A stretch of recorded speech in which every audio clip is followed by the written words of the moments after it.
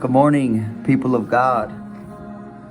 I have a pretty good message, something that the Lord has revealed to me on a personal level, and I'm sure He's revealed the same or similar to everybody else. But in my own story, 8 months ago, almost 9 months ago, before coming and repenting from the drug life and the deceptive living, when I came back to Teen Challenge, I had an encounter with God. I can say that He revealed Himself in a way that is hard to explain, but I'll get back into that, later down the line of what really happened in detail. But it actually put fear in my heart. You know what I'm saying? It really, and more than just a fear of the consequences, but more of a fear of like,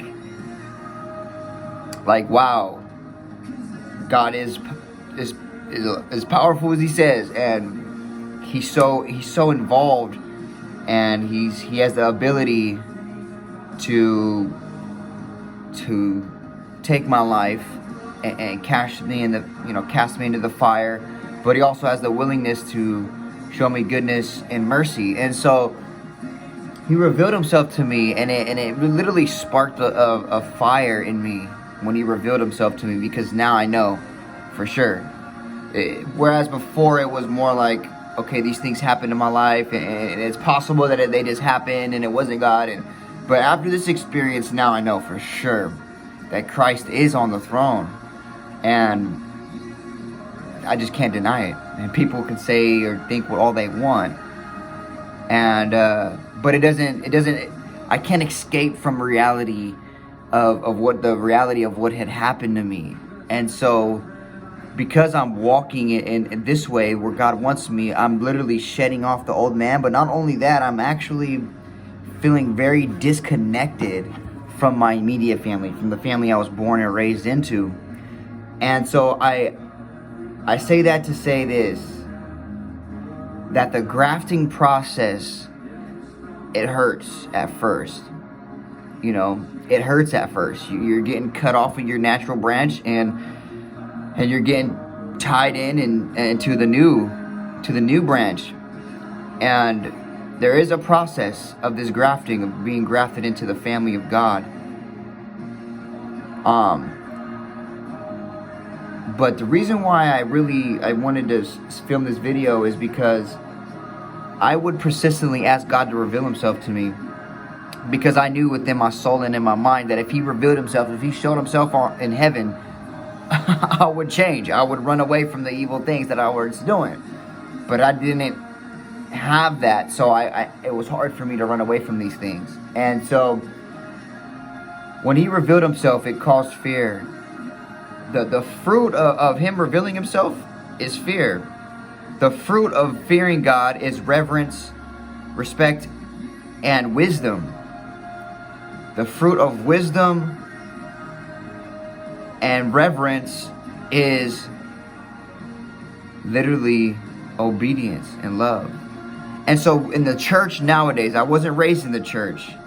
I didn't encounter a couple times with Jehovah's Witnesses. That was it. But if we don't start with the fear of God, then there's going to be no obedience. Because if you don't fear God, you're not, and you don't respect God, and you don't love God, and you don't know He's really there, then why be obedient to somebody you don't respect? And so I see the Israelites in Exodus 20:20. It says that God had come to test them, but do not be afraid, for God came to reveal Himself so that the fear of God would cause us not to sin. Obedience is refraining from sin and saying yes to righteousness. Obedience is saying yes to holiness and no to hypocrisy. Obedience is being completely available for God to use. But not only that, obedience, it starts from from fearing God and having an encounter with him. And so to cut everything short, if you ask persistently for God to reveal himself, he will. He doesn't have to, but he will, because if he's done it for me, he can do it for you. And we all need the fear of God. People go to church with no sense of fear of God, no holiness, no righteousness. There's no for sure faith. They're walking by blind faith. Like they're just kind of just walking. They're not sure. And so they're able to get away and they're able to justify the sin that they're living in. But praise God, God is powerful. He's in control in the midst of all of this. And this should be a awakening for the whole nation. You know, like you fear God. You are a slave to whom you fear. So if you fear Satan and you fear death, you're a slave to that, because you're going to fear that your whole life and you're going to live as if out of that fear.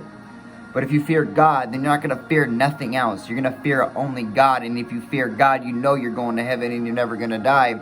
Your body might die, but your soul lives on forever. So you're literally just transitioning. There is no death.